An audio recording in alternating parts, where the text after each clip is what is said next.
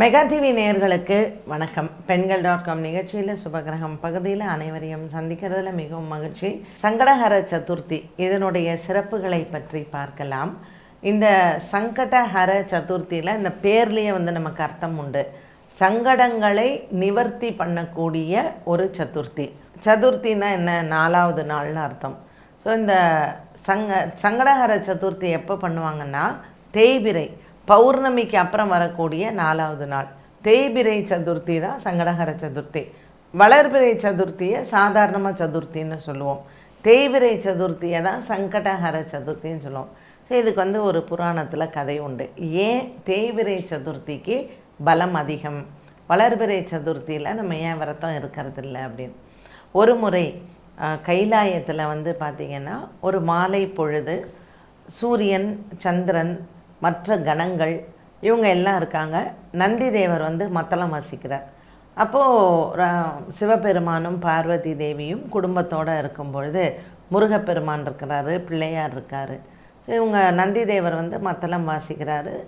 கைலாயத்தில் சிவபெருமான் அந்த மத்தள வாத்தியத்தை ரொம்ப ரசித்து கேட்குறார். மற்ற கணங்கள் எல்லாமும் ஒருத்தங்க பாட்டு பாடுறாங்க, ஒருத்தங்க வீணை வாசிக்கிறாங்க. இப்படி இருக்குது.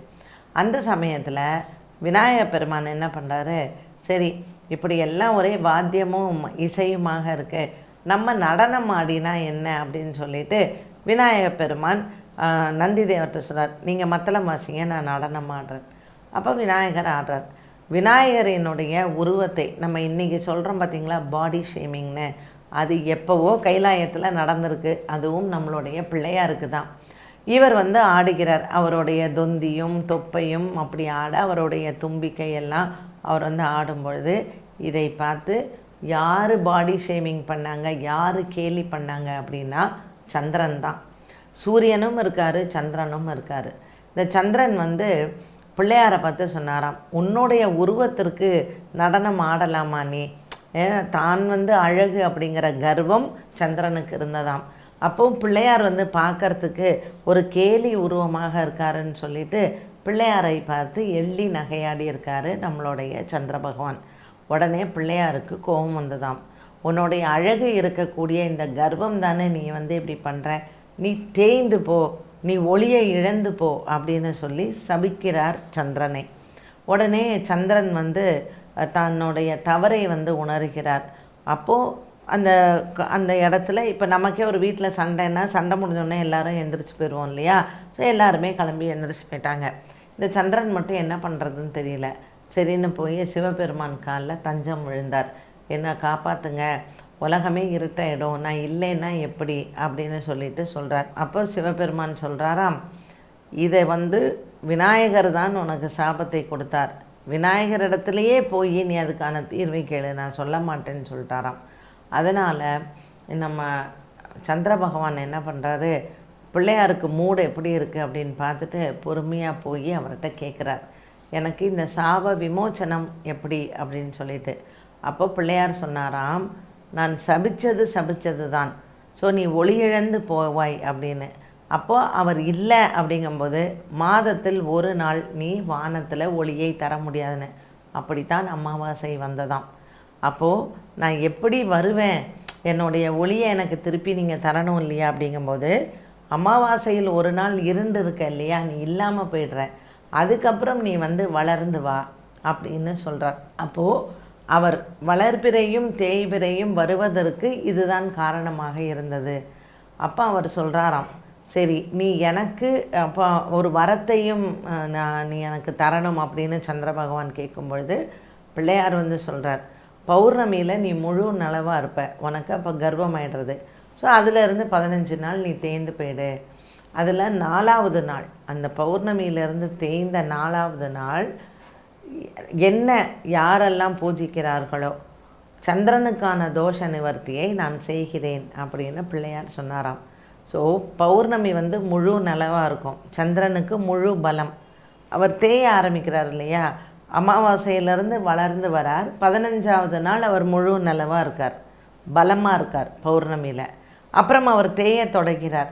ஸோ இந்த 4வது நாள் சதுர்த்தி திதியில் பிள்ளையாரை யார் வணங்குகிறார்களோ அவர்களுக்கு மனசாந்தியும் அந்த குடும்பத்தில் நன்மையும் செய்வேன்னு பிள்ளையார் சொல்கிறார். அதனால தான் பௌர்ணமி கழித்த அந்த தேய்பிரையில் 4வது நாள் சங்கடஹர சதுர்த்தின்னு பேர் வந்தது.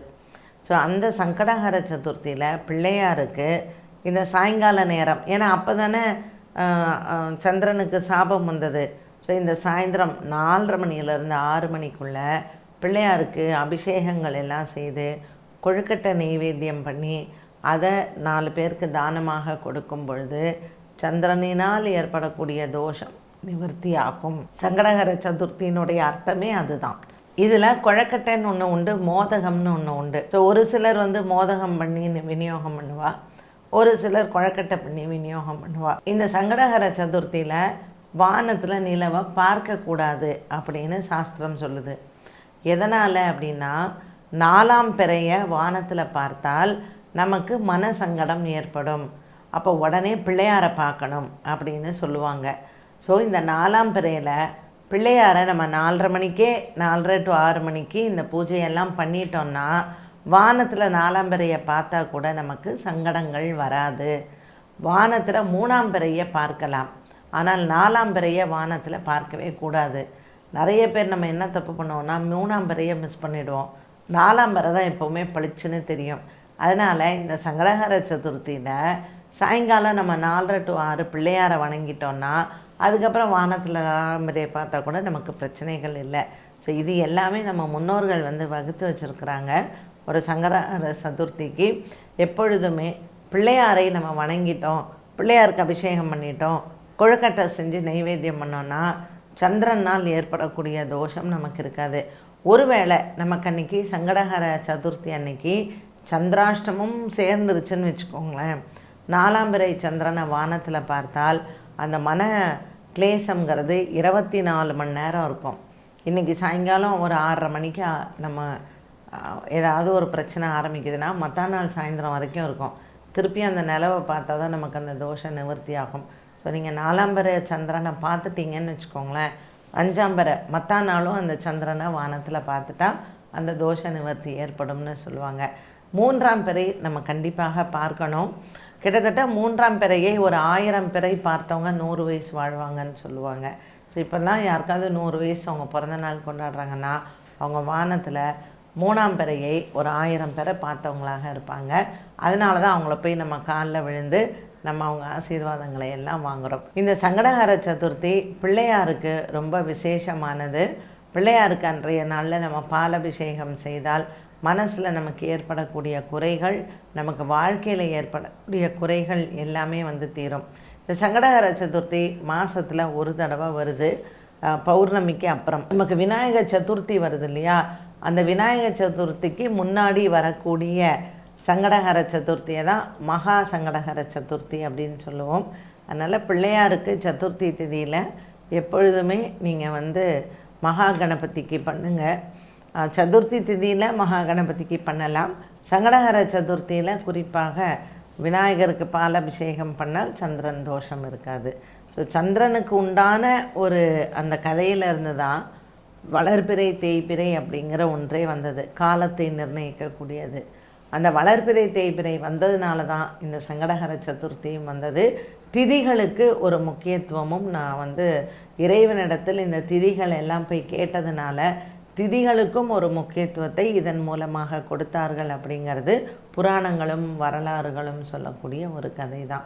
ஒவ்வொரு திதிக்குமே இந்த மாதிரியான ஒரு கதைகள் உண்டு. ஏகாதேசிக்கு அப்படி தான் பெருமாளுடைய கதை, ஏகாதேசிக்கு ஏன் பெருமை வந்தது அப்படின்னு சொல்லிட்டு. ஸோ ஒவ்வொரு திதியும் நீங்கள் விரதம் இருந்தீங்கன்னா அதற்கு பின்னாடி ஒரு வரலாறும் இருக்கிறது. என்ன நேயர்களே, இன்றைய பெண்கள்.com நிகழ்ச்சியில் சுபகிரகம் பகுதியில் சங்கடஹர சதுர்த்தியினுடைய முக்கியத்துவம் என்ன, பிள்ளையாருக்கு எதனால் நம்ம விரதம் இருக்கிறோம் அப்படிங்கிறத பார்த்தோம். மீண்டும் சந்திக்கும் வரை நன்றி, வணக்கம்.